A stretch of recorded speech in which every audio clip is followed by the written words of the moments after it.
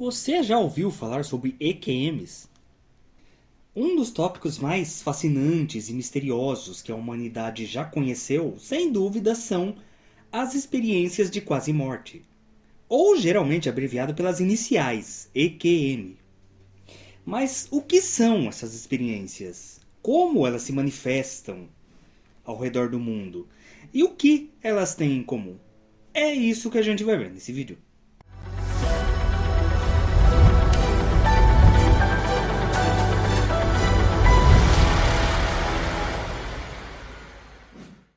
Milhares de pessoas ao redor do mundo relatam experiências parecidas sobre experiências de quase-morte.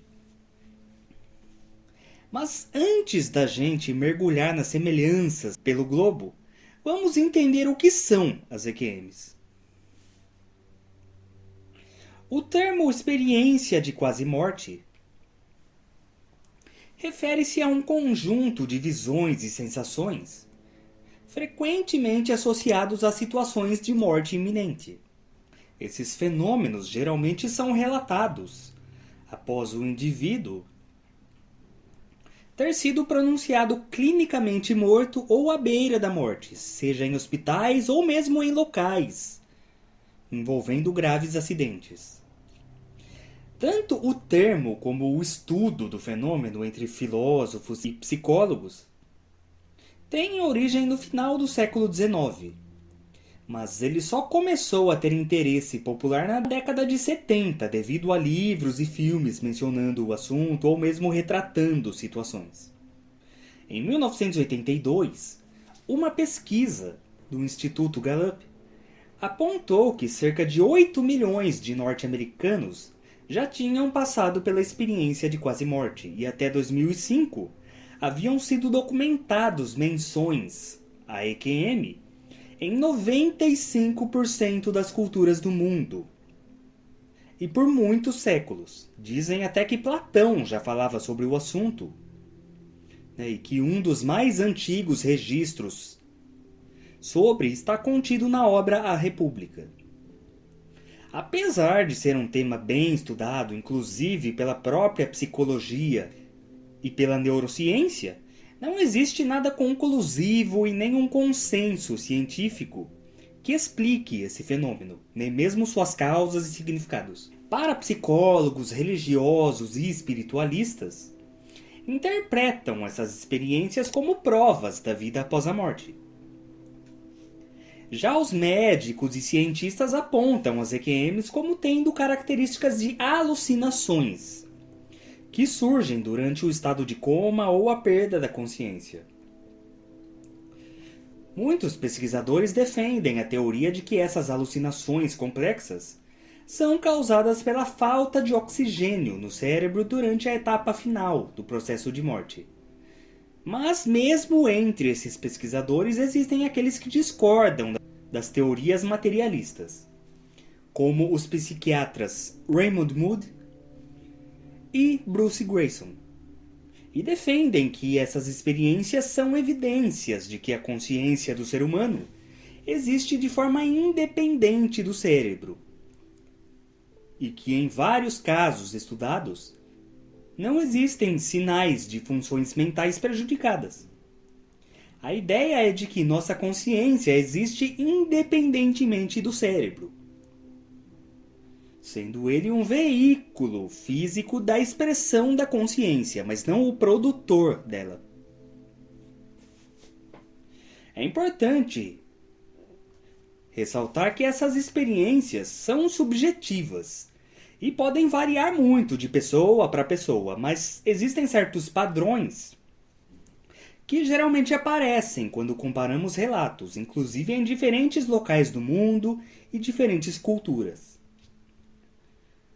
Raymond Moody, citado anteriormente, estudou muito sobre o fenômeno, assim como a Elizabeth Kübler-Ross, psiquiatra responsável por definir os famosos 5 estágios do luto, ou 5 estágios da morte, assunto sobre o qual já tem vídeo aqui no canal que eu recomendo que vejam também.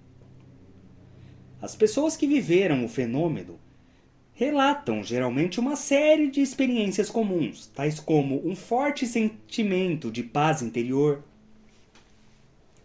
a sensação de flutuar acima do seu corpo, ou seja, se projetar astralmente, a impressão de estar em um segundo corpo distinto do corpo físico, a percepção da presença de pessoas à sua volta, a visão de seres espirituais,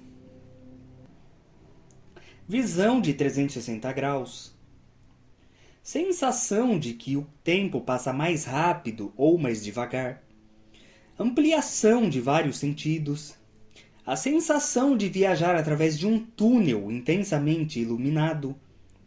Daí que vem a expressão, ver a luz, usado bastante em filmes e séries, entre outras.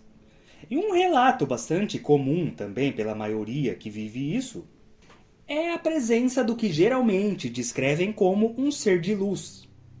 Claro que cada pessoa, conforme sua cultura, vai definir esse ser de luz como algo diferente. Alguns vão dizer que é um espírito, o anjo da guarda, Jesus, um anjo, o próprio Deus, ou um Deus específico, algum ancestral, bem comum na Ásia. Enfim, mas vamos focar aqui na semelhança dos relatos apenas. O famoso túnel também, ou portal entre essas duas dimensões, que geralmente é descrito como a fronteira entre a vida e a morte. Por vezes, alguns pacientes que viveram essa experiência relatam que tiveram que escolher se queriam ou não voltar ao corpo físico. Muitas vezes falam de um campo, uma porta, um lago, como uma espécie de barreira que, se atravessada, implicaria não regressarem ao corpo físico. Dizem que durante a experiência há uma sensação de renascimento ou de estar em contato com o mundo dos espíritos. Então, as diferenças culturais apenas refletem crenças e mudam a maneira como as pessoas interpretam a experiência. Por isso é possível encontrar pequenas diferenças nos relatos ao redor do mundo, mas se a gente vê de um modo geral, as descrições são basicamente as mesmas. A experiência é universal, o que muda é a percepção. É aquilo que eu sempre falo aqui nos vídeos. Quando muita gente pelo mundo, sem contato umas com as outras, eu não digo hoje, porque a gente vive num mundo globalizado e com internet, mas esses relatos, como já dito, sempre existiram ao longo da história, mesmo quando cada povo vivia no seu canto, Então, quando isso acontece, chega a ser totalmente ilógico pensar que seja apenas coincidência. Mas, enquanto não existir uma confirmação oficial pela ciência, a dúvida sempre vai existir.